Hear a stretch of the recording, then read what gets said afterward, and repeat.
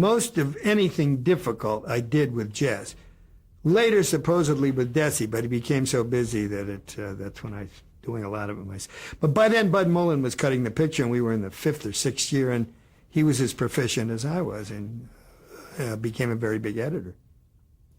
So and I was busy doing other things. Right, which some of the shows we mentioned. Right. And you worked at Desilu for about 10 years.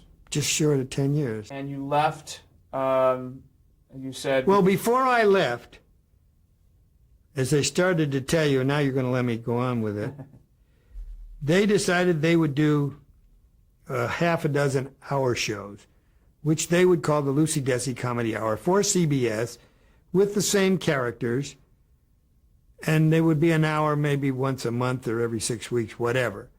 Well, after wheeling and dealing with it, and they wanted to do it in color and this and that and the other thing, the sponsors, General Mills, dropped us. They didn't want to get involved with that much money for less exposure because they liked the idea of a half hour with their 3 or 4 commercials every week. They would lose the audience or the whatever. Something like that. Not my part of it, so. But it was something like that. Finally, the Ford Motor Company was coming out with their 58 Fords.